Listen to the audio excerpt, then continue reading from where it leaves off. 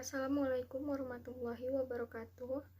Nama saya Nabila Dwi Ardiana, saya dari TBI 4. NIM saya 0304202116. Di sini saya akan membahas materi tentang kalimat. Yang pertama yaitu pengertian kalimat. Kalimat dapat dipahami sebagai suatu bahasa terkecil yang dapat digunakan untuk menyampaikan ide atau gagasan. Pakar menyampaikan bahwa kalimat adalah suatu bahasa yang secara relatif berdiri sendiri, mempunyai intonasi akhir, dan secara aktual dan potensial terdiri atas klausa. Klausa sendiri yaitu merupakan suatu kebahasaan yang merupakan kelompok kata yang setidaknya terdiri atas subjek dan predikat. Dalam wujud lisan, diucapkan dengan suara naik turun dan keras lembut di sela jeda dan diakhiri dengan intonasi di akhir. Dalam wujud tulisan, kalimat dimulai dengan huruf kapital, diakhiri dengan tanda titik, tanda tanya, dan tanda seru. Pembahasan selanjutnya yaitu unsur-unsur dari kalimat. Kalimat memiliki 5 unsur. Yang pertama, subjek. Subjek adalah unsur yang perlu dijelaskan dengan cara menjawab pertanyaan siapa atau apa unsur yang dijelaskan itu. Ada beberapa cara yang dapat digunakan untuk mengetahui keberadaan subjek kalimat. Yang pertama itu mempergunakan pertanyaan siapa atau apa. Contohnya, mahasiswa sedang berdiskusi. Dengan menggunakan formula siapa atau apa, maka pertanyaannya siapa yang sedang berdiskusi? Jawabannya yaitu mahasiswa. Maka yang menjadi subjek tersebut adalah mahasiswa. Yang kedua, menentukan ciri ketakrifannya, yaitu kepastian. Bentuk kebahasan yang belum pasti harus dibuat pasti atau takrif dengan cara menambahkan kata itu, ini, atau tersebut. Contohnya, buku itu menambah wawasan. Dapat kita pahami bahwa subjek pada kalimat ini yaitu buku. Yang ketiga yaitu apabila ditemukan sebuah kalimat pasif, maka bagian yang diawali dengan kata bahwa merupakan subjek kalimat. Contohnya, setelah diselidiki polisi, dapat diketahui bahwa penyebab kecelakaan itu adalah kelalaian pengendara motor. Jadi, subjek kalimat di atas adalah bahwa penyebab kecelakaan itu adalah kelalaian pengendara motor. Yang keempat, yaitu penanda lain yang dapat digunakan adalah adanya penghubung pewatas yang, contohnya, siswa yang terlambat itu dihukum oleh guru penegak disiplin. Jadi, subjek pada kalimat tersebut adalah siswa yang terlambat itu.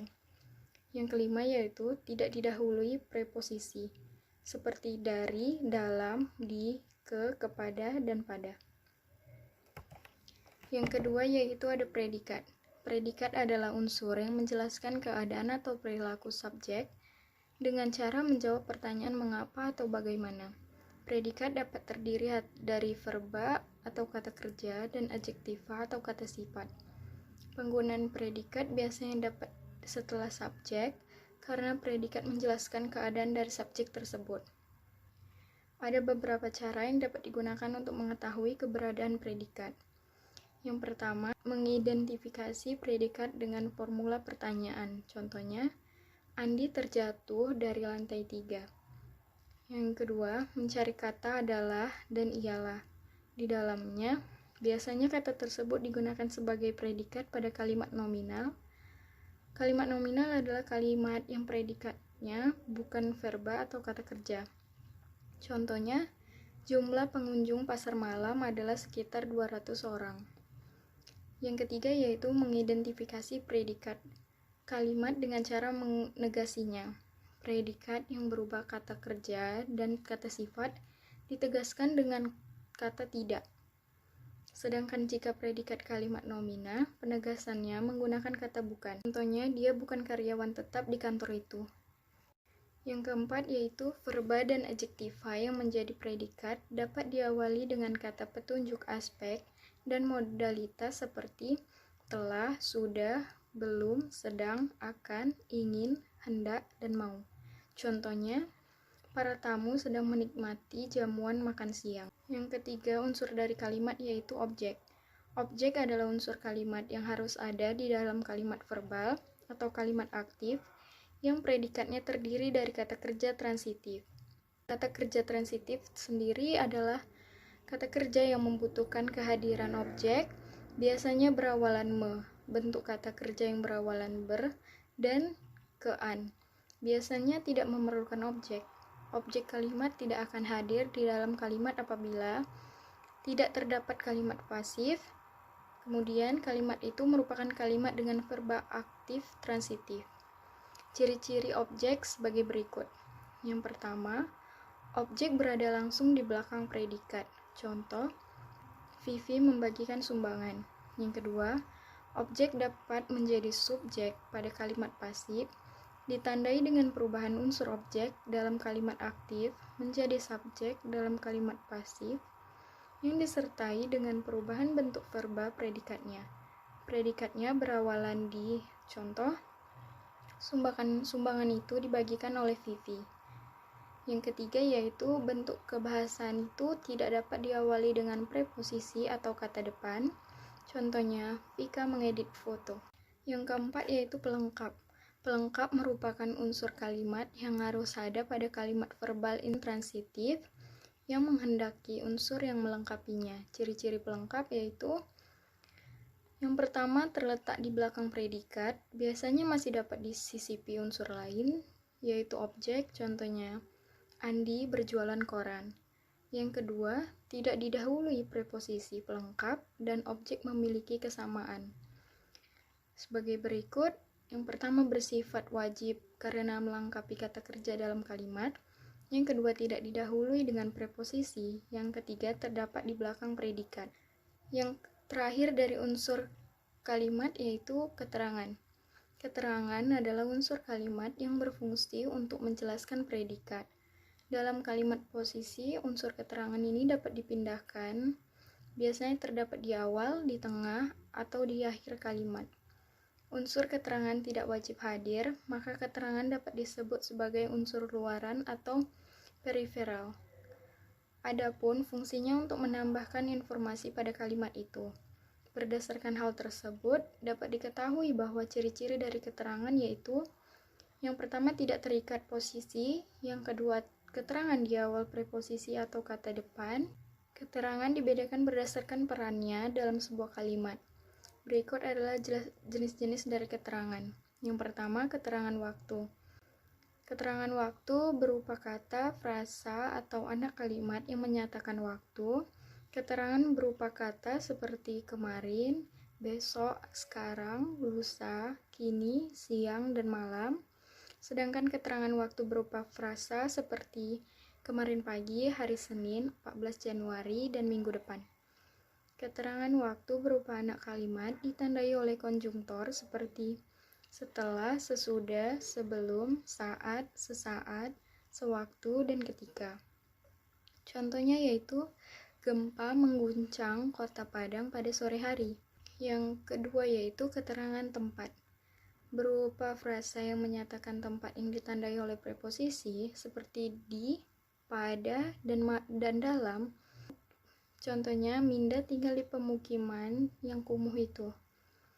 Yang ketiga, ada keterangan cara. Keterangan cara dapat berupa kata ulang frasa atau anak kalimat yang menyatakan cara. Keterangan cara yang berupa frasa ditandai dengan kata dengan atau secara. Contohnya, pencuri itu berlari dengan cepat. Yang keempat yaitu keterangan sebab berupa frasa atau anak kalimat yang menyatakan sebab, seperti karena. Contohnya, Atika menangis karena terjatuh dari sepeda. Yang kelima yaitu keterangan tujuan, yaitu menambahkan kata informasi tujuan pada kalimat seperti untuk, supaya, dan agar. Contohnya, Andris belajar sepanjang malam supaya naik kelas. Yang keenam yaitu keterangan aposisi, dapat menggantikan unsur yang diterangkan. Keterangan ini diapit tanda koma, tanda pisah, atau tanda kurang. Contohnya, dosen saya, Bu Erwin, terpilih sebagai dosen teladan. Yang ketujuh yaitu keterangan tambahan berupa memberi penjelasan nomina atau subjek atau objek. Keterangan ini tidak dapat menggantikan unsur yang diterangkan. Keterangan tambahan bercetak miring. Contohnya, Siska, mahasiswa tingkat 5, mendapat beasiswa. Mahasiswa tingkat 5 ini menggunakan cetak miring.